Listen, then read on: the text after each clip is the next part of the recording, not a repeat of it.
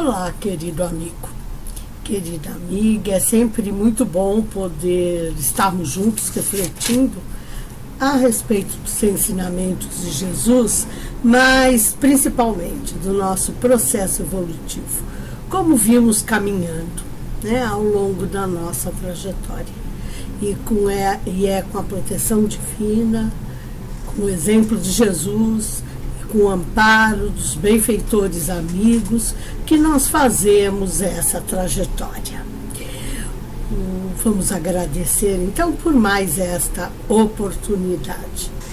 E o tema de hoje, no livro Religião dos Espíritos, vocês podem ver que a minha edição é bem velhinha, está até com a espiral para não ficar desmontando, mas o conteúdo é o mesmo, e o que importa é conteúdo.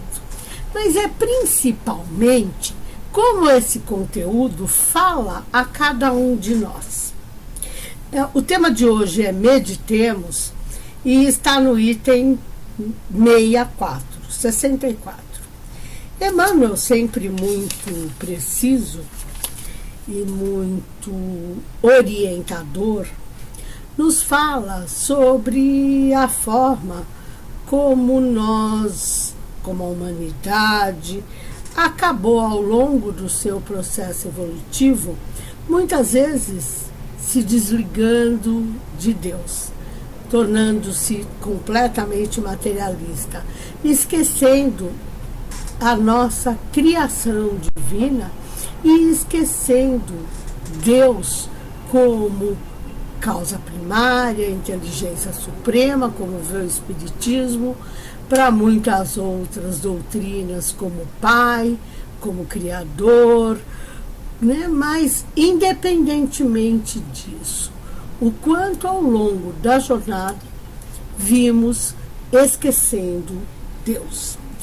E muitas vezes, até nós que dizemos acreditar em Deus, muitas vezes nos esquecemos. Por exemplo, quando nós estamos muito bravos com alguém, como que nós lembramos de Deus? Para pedir para Ele nos ajudar a nos livrarmos daquela pessoa, não é isso? Será que está dentro da lei divina? Deus vai nos ajudar a nos livrar da pessoa, ou Ele vai nos ajudar a evoluirmos? E nesse processo de evolução, a outra pessoa tem um papel muito importante em mostrar a nós o que nós precisamos mudar em nós.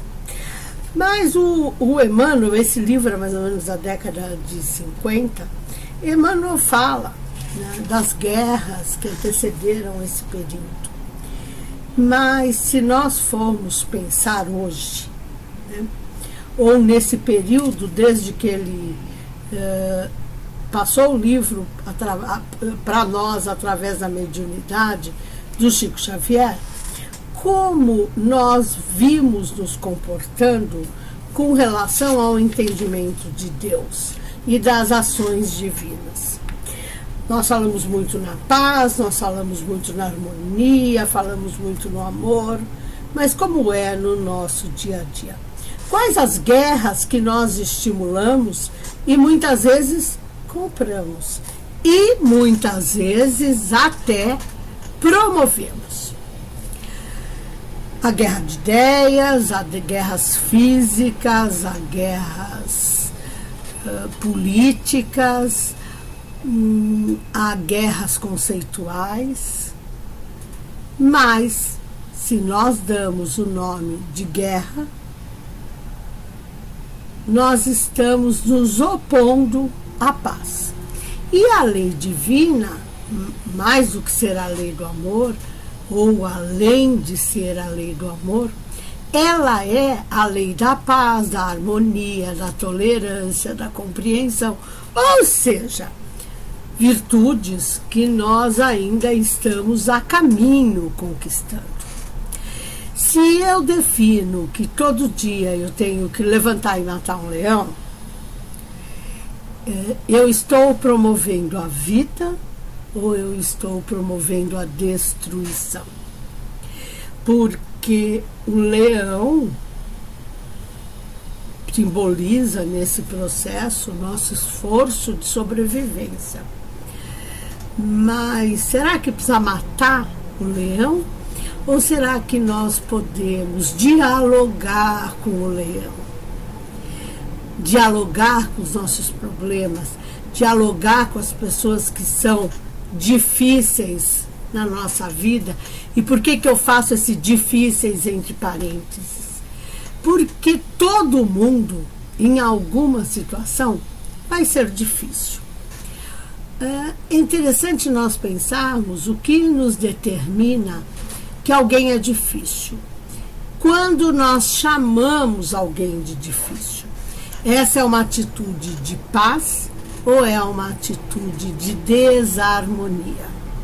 Porque quando eu digo que alguém é difícil, de um modo geral tem relação com o fato de não estarem fazendo o que eu quero do jeito que eu quero, ou de não estarem fazendo do jeito que eu quero. Estão até fazendo o que eu quero, mas o caminho que estão usando não é o que eu indico. Ora, a partir do momento que estão fazendo, eu já tenho um ganho aí, né? Mas a partir, um ganho no sentido de que a coisa está caminhando.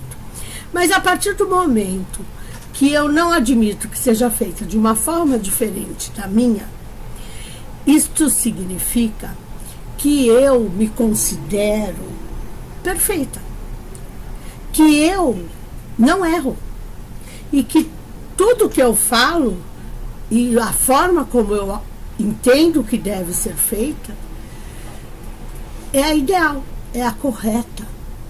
Ora, se fosse a correta, eu estaria aqui, neste planeta de provas e expiações, passando pelas dificuldades que nós vimos passando aí nos últimos anos.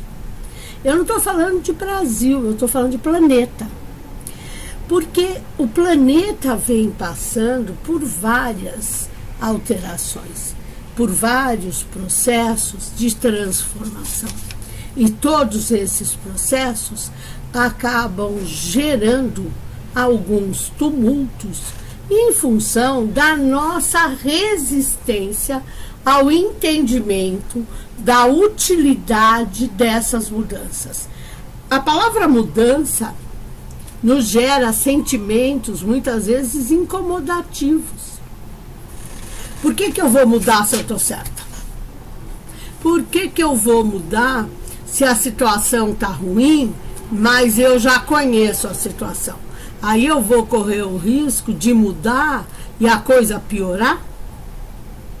Ou eu ter de administrar situações que hoje, mesmo descontente, eu não preciso administrar? Será que eu vou me sentir mais cobrada no meu processo evolutivo? Percebe? A hora que nós começamos a analisar o que significa mudança para nós, várias interrogações surgem. E essas interrogações vão ser proporcionais ao nosso nível de discernimento, mas, principalmente, no meu entender, a nossa capacidade de adequação a situações novas. Evoluir é mudar o tipo de problema. Muitas vezes isso exige mudança de companhia. Envolve também o aceitar que o outro não está totalmente certo nem totalmente errado. Da mesma forma que eu também não sou dona da verdade, não estou totalmente certa nem totalmente errada. Todos estamos juntos a caminho. O que muda são as situações a serem transformadas. Não é que o que muda é o problema. Porque no frigir dos ovos, os nossos problemas são relacionados à família, a relacionamentos de um modo geral, a trabalho profissional, a saúde física e espiritual. Ou seja, bem ou mal, nossos problemas são muito parecidos. E há pessoas que nós descobrimos que elas têm muito mais problemas do que nós. E não reclamam.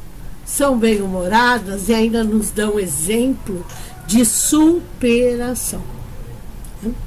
Então, o Emmanuel vai nos falando aqui nesses textos, nesse texto especificamente, a respeito dessa necessidade de meditarmos, de dialogarmos com os nossos pensamentos, com o nosso coração, de dialogarmos com nós mesmos na busca de respostas que favoreçam o nosso entendimento das situações.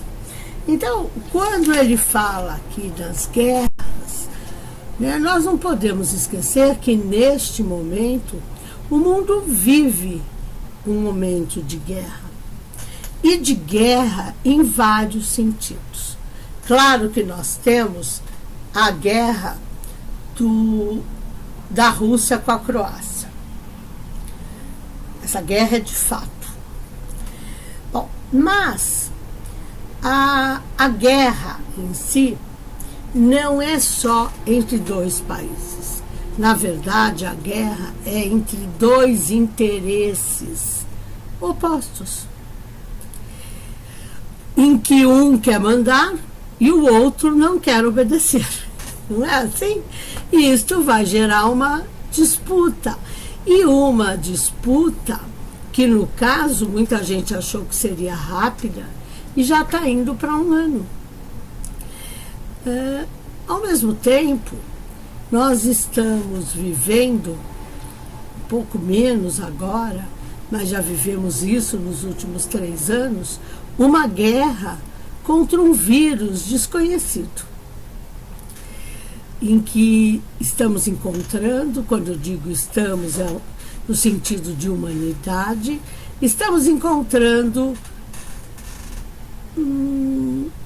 como que eu vou dizer, situações de minoração do problema, né?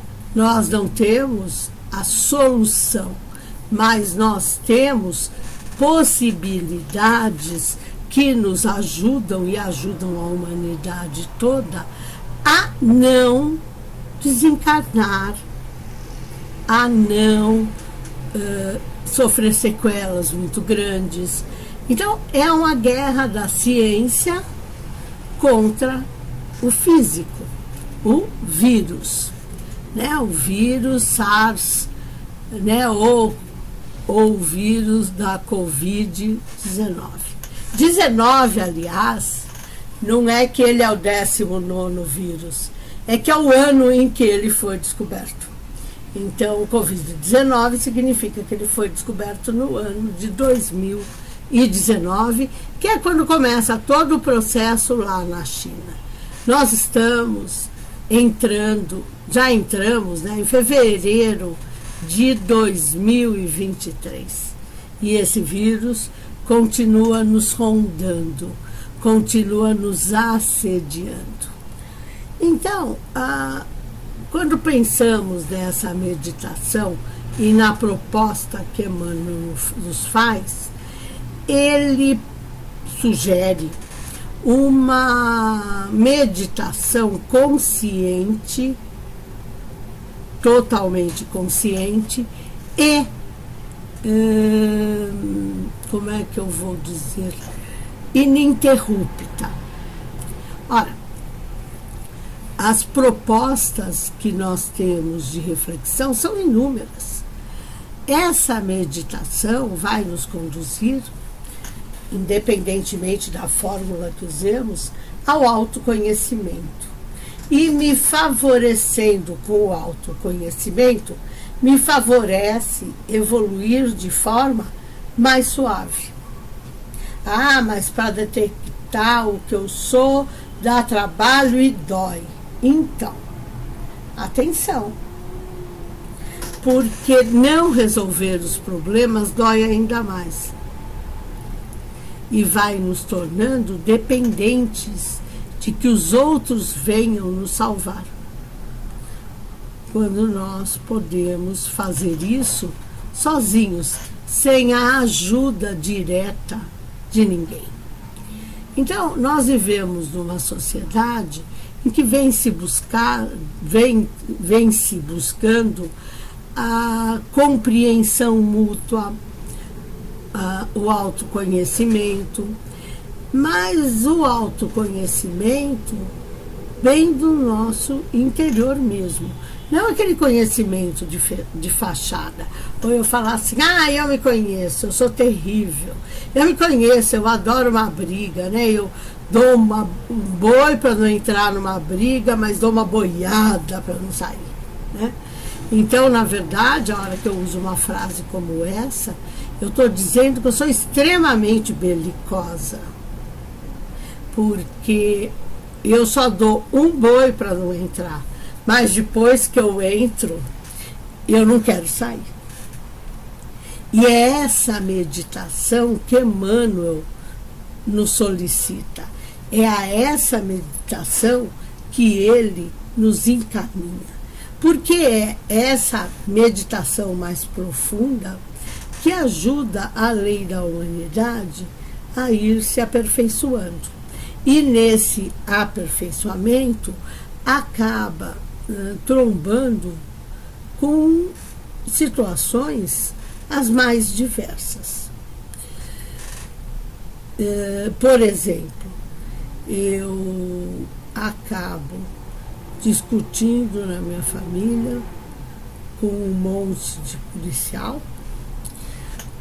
com um monte de policiamento, na verdade, de patrulhamento ideológico, em que eu estou certa e eles estão errados. E com isso eu vou gerando uma desunião familiar. Eu acabo sendo o elemento de desagregação, porque alguns que pensam como eu podem me apoiar. Às vezes também não apoiam, porque eles não apoiam a forma como agimos. Então, nós não temos que meditar só no conteúdo. Nós também precisamos meditar na forma. Além disso, eles podem discordar de nós radicalmente. A hora que eles discordam, se eu tento mostrar que eu estou certa e a minha argumentação é que o outro está errado, que o outro está enganado, qualquer coisa assim, eu acabo criando dissensões e acabo formando grupos de opiniões contrárias ou diversas. Então, se eu digo que eu estou certa, o outro está errado, e a hora que ele diz que eu estou errada, eu me ofendo. Porque ele não pode estar certo pensando diferentemente de mim. Nós fazemos isso com relação a tudo. A comida que vamos comer, a nossa alimentação é sempre melhor que a do outro, nós cozinhamos melhor do que o outro, né? Tem até um programa agora de TV, acho que é Minha Mãe Cozinha Melhor que a Sua, ou seja, nós pensamos muito em termos de competitividade. Quando nós deveríamos lembrar que a lei divina é a lei da colaboração, da cooperação. Então, a hora que eu penso em lei divina, eu deveria lembrar que todas as possibilidades e escolhas nos levam a Deus. Mais rápido ou menos rápido, mas que essa escolha do tempo é individual, é nossa, é de cada um de nós. E aqui no texto, o Emmanuel nos deixa um recado, está bem no finalzinho, muito interessante. Então vamos lá. É que quando a ambição se desregra entre os homens, cresce a força da injustiça.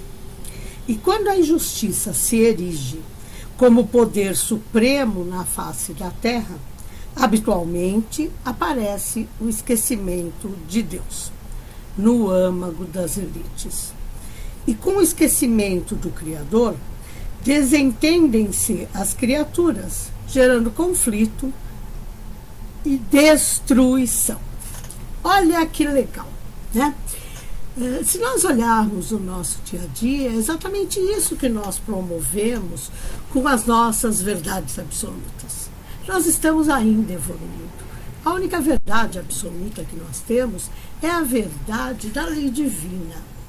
É a verdade que nos foi trazida pela vida de Jesus, pela vinda também de Jesus fisicamente a esse planeta, que mostrou que no mundo adverso é possível nós trabalharmos no bem e cumprirmos a lei divina integralmente.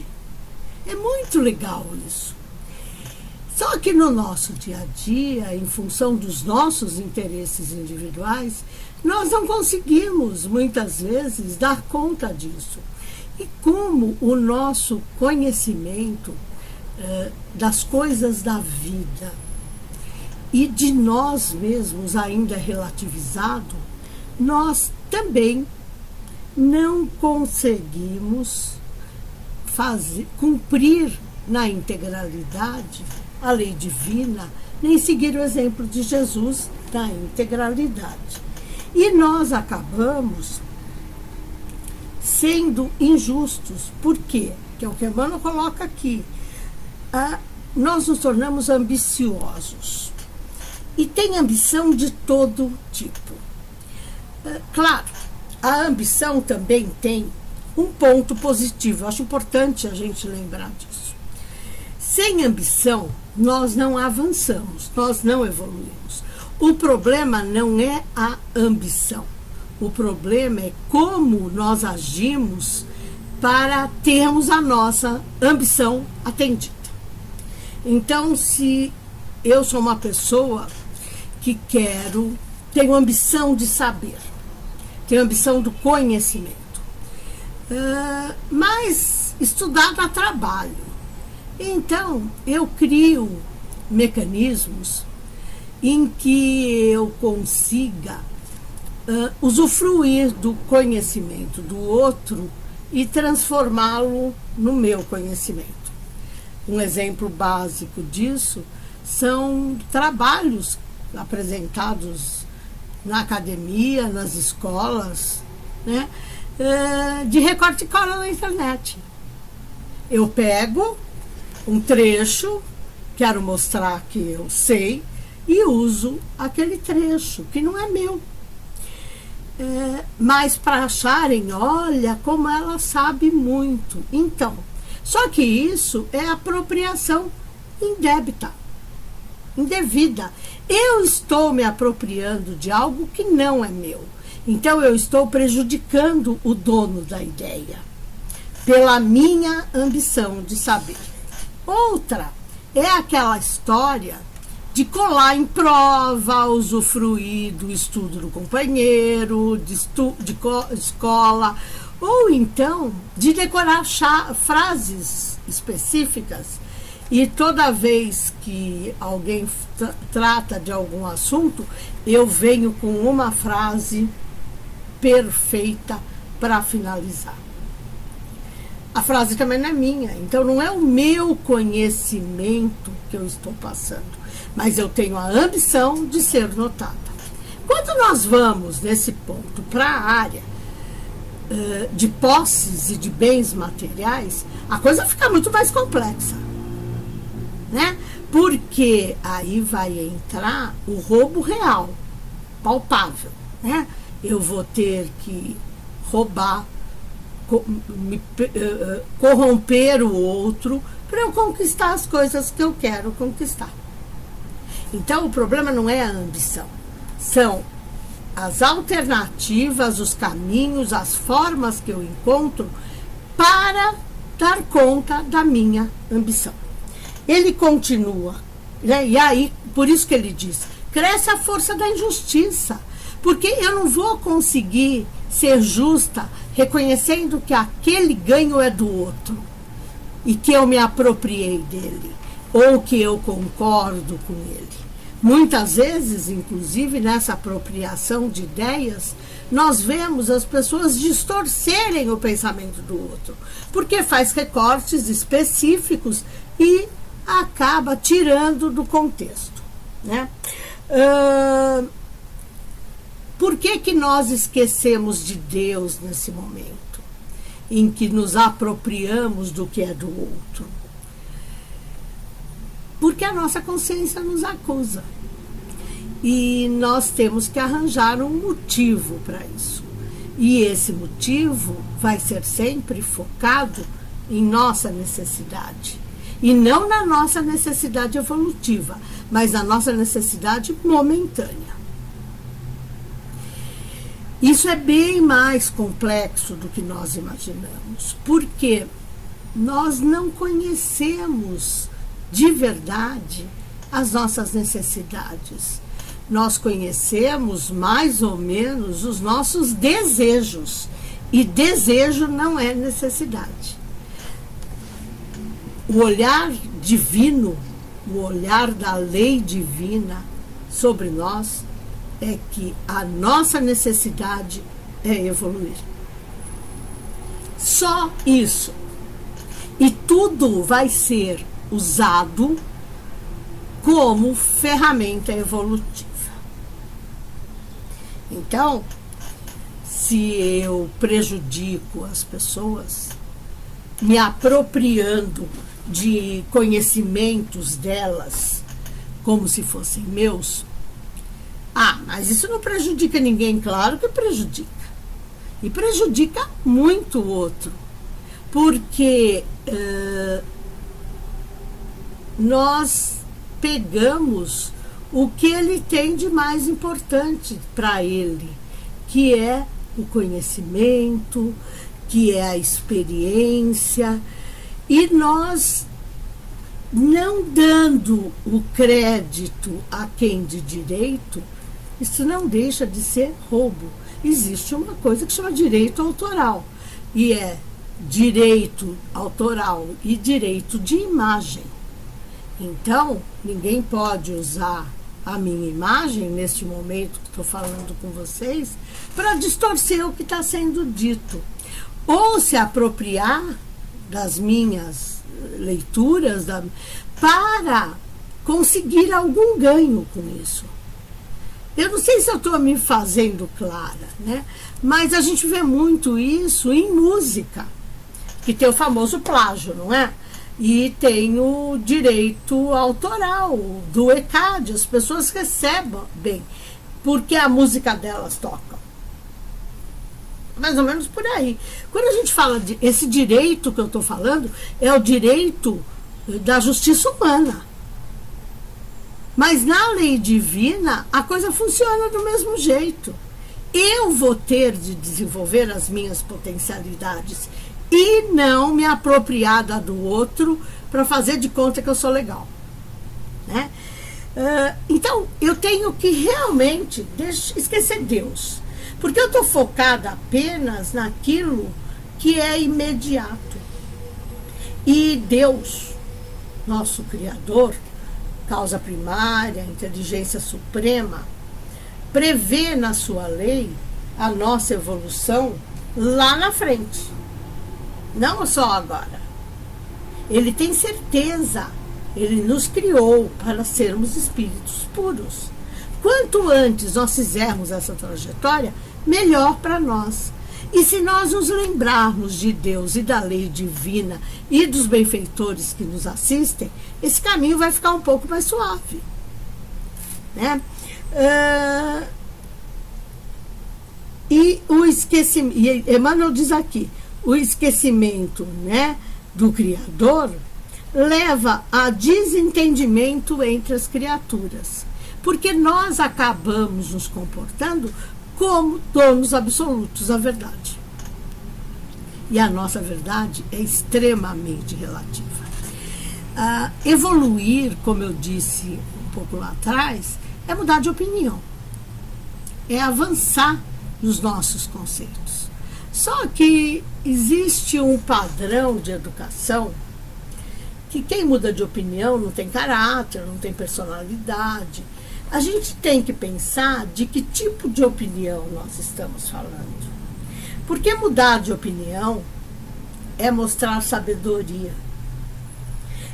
É até um gesto, uma atitude de humildade, de reconhecimento por ter se equivocado no passado. Ou, se não foi um equívoco, por não ter elementos suficientes para chegar a uma conclusão, eu defini algo até aqui. Mas graças a ter chegado a essa definição, eu vou conseguir alcançar níveis superiores, e lá na frente eu vou poder dizer, olha, aquela minha verdade era incompleta. Ela agora ganhou novas cores, mas ainda não é completa também. Porque as nossas verdades só serão completas quando nós estivermos na condição de espírito puro. Até lá, nós vamos trabalhar com essa mutação de ideias, com essa evolução de pensamento, que deve ser resultado da nossa meditação. Porque essa meditação que Emmanuel fala aqui não é aquela meditação mística, é a meditação, é o autoconhecimento, é a análise das nossas atitudes e também entendermos a utilidade do livre-arbítrio. Emmanuel termina o texto falando exatamente sobre o livre-arbítrio. E ele nos diz assim: entregue ao livre-arbítrio, nos recessos da própria alma, pode o homem olvidar a paternidade divina, ou seja, esquecer a paternidade, e se encardecer a ideia religiosa que lhe traça roteiro moral. Mas tomba nos arrastamentos da irresponsabilidade e da delinquência. Pode, com ingratidão e crueldade, pregar à vida o desrespeito a Deus, mas a vida lhe responde com as trevas do caos. Poético, inclusive, né? E pesado, porque se eu vivo num meio mental, num meio de energias resultantes da usurpação do que é do outro, do desmérito do outro, o meu ambiente mental não é elevado. As energias com as quais eu lido são muito densas e elas vão dificultar a minha evolução. Então, o que nós precisamos aprender é, nessa meditação, nos elevarmos. A prece é uma forma de meditação, mas a análise dos nossos comportamentos pode ser a melhor forma de meditação. Porque na prece, de um modo geral, nós só pedimos. Dificilmente nós agradecemos. Então, se eu aprender a agradecer, eu, na verdade, vou estar fazendo uma prece mais reflexiva do que aquela em que eu só peço. Então, o meditar é analisar o que me move. Por que em determinada situação eu fui indelicada? Por que eu respondi torto para fulano? Porque essas são guerras que nós promovemos. E o caminho é a paz. Então, vamos ficando por aqui. Eu agradeço a todos, já fizemos uma parte da nossa trajetória, talvez a mais difícil. E daqui para frente é só termos atenção. Fiquemos com Deus, com a sua paz, com a paz que Jesus nos deixou, e avancemos com a certeza de um futuro melhor. Muito obrigada, até mais.